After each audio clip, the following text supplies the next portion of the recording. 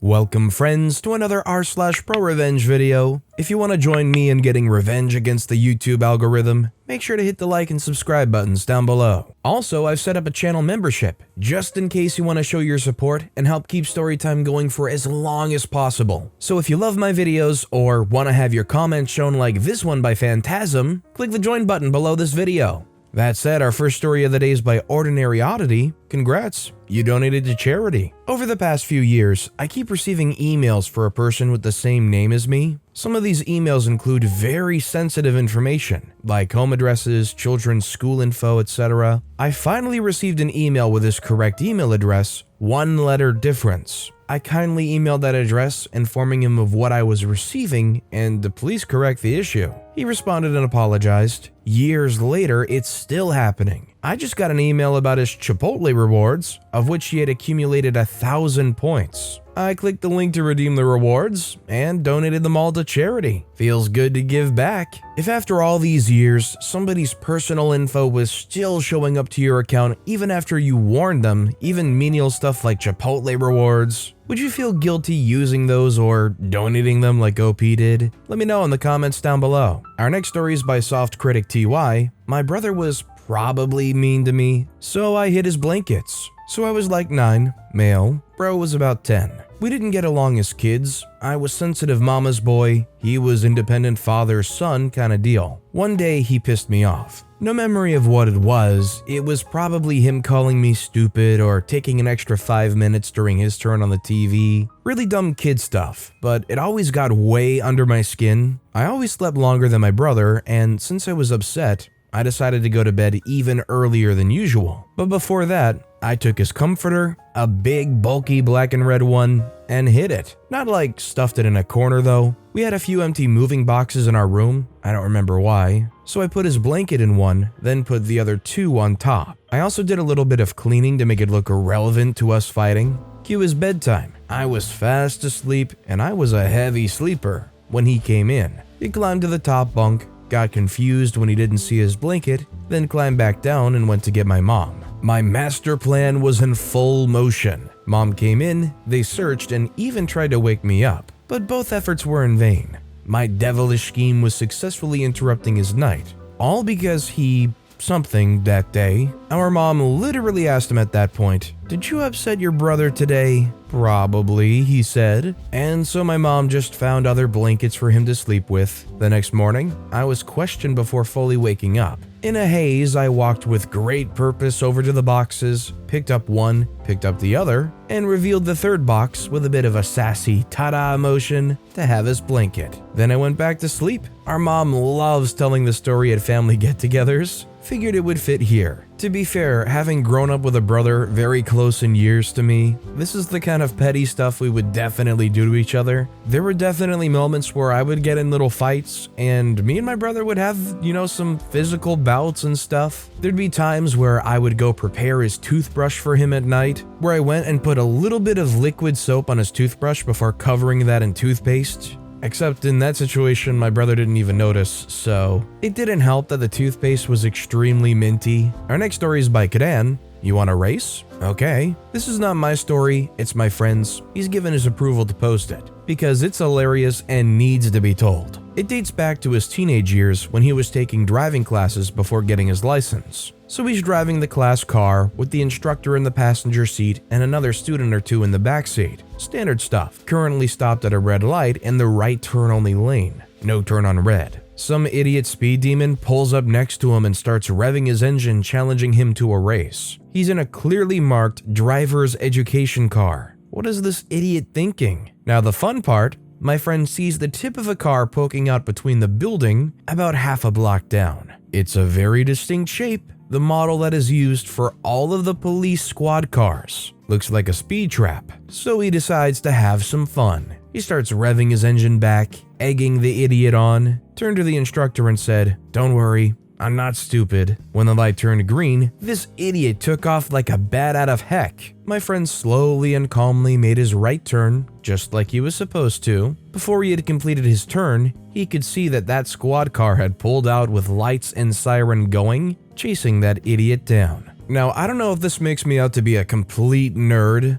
but anytime I hear of stories of people pulling up next to you, revving their engine, it just makes me think about Back to the Future. There was a scene in the main timeline where the main character got egged on and decided to race somebody and crashed into a car. But because they went to the future and found out that happened to them, when they went back to the past and lived their life up to that point, they were smart enough not to make the same decision. Anyways, I'm ready for my nerd trophy, but if you're gonna give it to me, you better hurry up because I got D&D soon. And right after that, I'm doing a raid on Warcraft, so you better be quick. Our next story is by Dear Unit 1666. Advice for aggressive telemarketing. I have a couple telemarketing places calling me non-stop, and I have kids in school and employees to manage, so not answering random numbers is not an option. And this is quite annoying. I've realized a bunch of the numbers were similar and took to spamming them back repeatedly to jam their system up, and once in a while they answer pissed off, to which I reply, "Oh, you don't like being called repeatedly?" I am on the do not call list. However, I would like to up the heat on this one particularly aggressive and rude scammer that keeps calling even after I did this. Heck, I'll post their list of numbers on here even. For everyone concerned about the spoofing thing, you are correct, and I understand usually they are smart enough to do this. This one specific couple that call repeatedly and they've answered the phone, usually when people call us back, it was 100% the same person that was calling me. They sound like methed out hillbillies who aren't smart enough to cover their tracks. It's one specific set of 800 numbers that show up with only one digit changed, and they all go to a phone directory with options to get a hold of their fake loan and car warranty scams, until they changed it to Spanish and then just blocked me. It's kind of funny that with the internet nowadays, with ad blockers, with smart cookie blockers, VPNs, if you're not the most technologically savvy, you can even do antiviruses. Like, protection on the internet's gotten really pretty decent, but yet there's still like a wild west on the phone lines because there's just no reliable way, I guess, to filter out phone scammers and phone spoofers and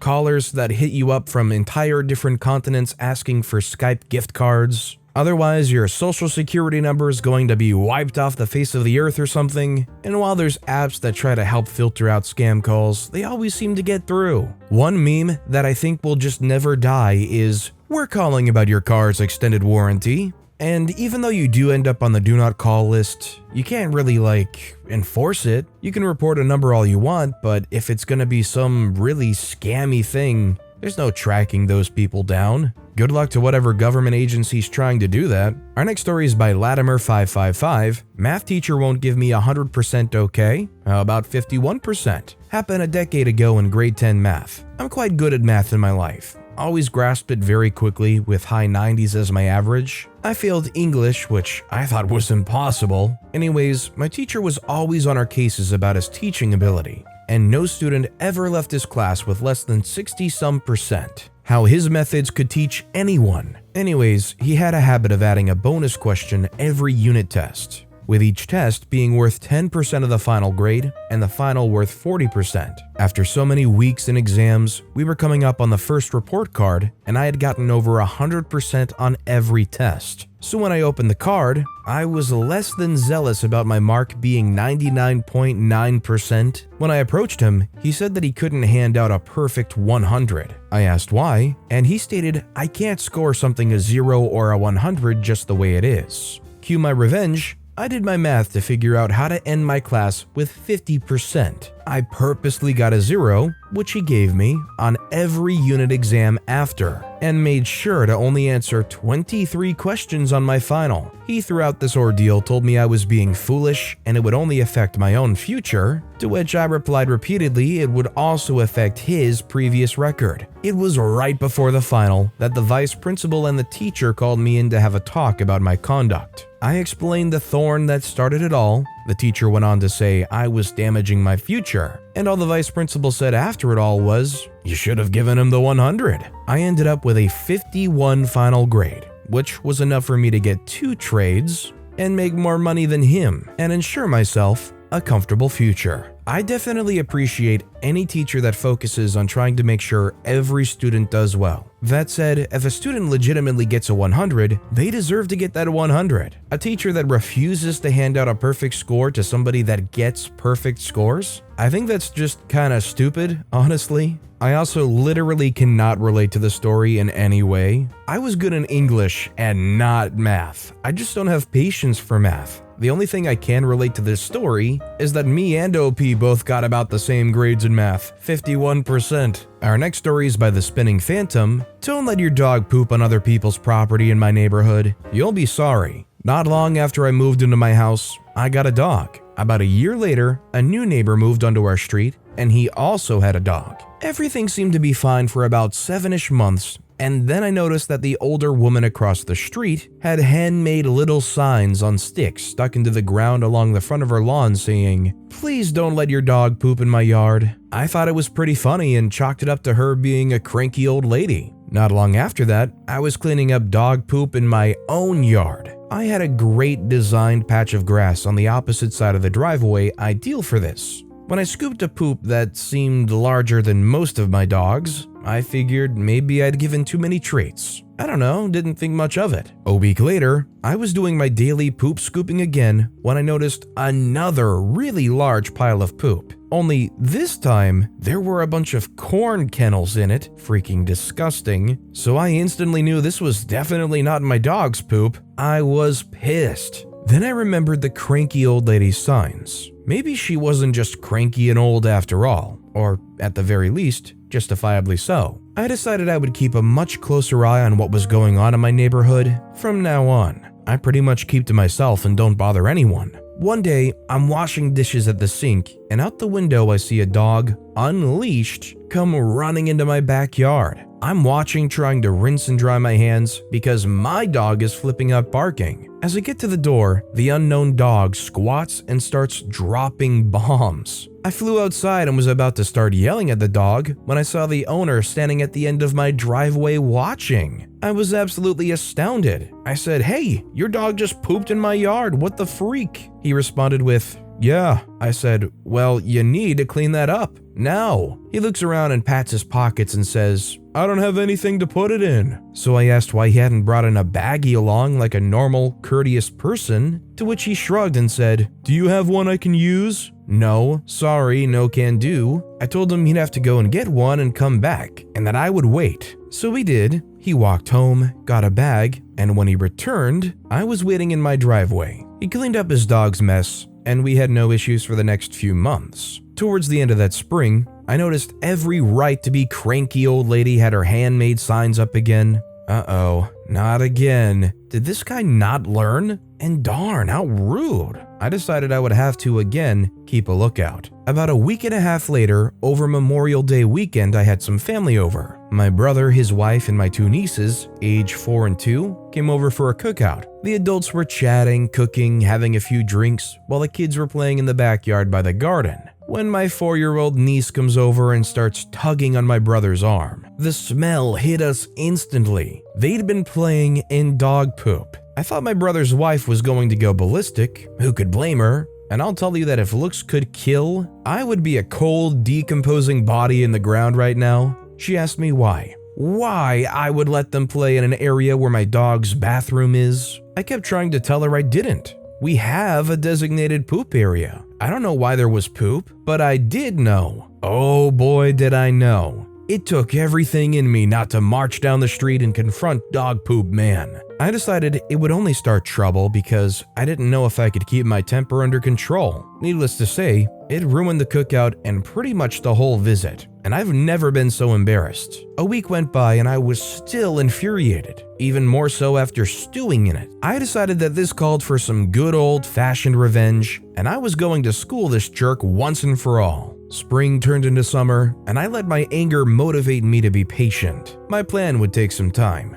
As time passed, I continued my daily poop scooping, only now, instead of disposing of it, I was collecting it in a bucket with a lid. I would leave it out in the hot sun for maximum odor. After 3.5 humid, scorching summer months of collecting turds, the final phase of the mission was quickly approaching. I think it's worth noting that I didn't see Dog Poop Man all summer or his dog, and I wondered if he'd finally learned or gotten an earful from one too many neighbors. Didn't matter. His fate was sealed. I chose a beautiful night. Fall was just around the corner, so the temperatures were cooler and humidity lower. I sat out by the fire and got pretty plastered. Sometime between 2:30 and 3 a.m., I took my bucket of feces and staggered down the street. I remember standing there for a moment smiling as I imagined Dog Poop Man walking out his door in the morning to the sights and smells that awaited him. Then I tore off the lid and flung all that crap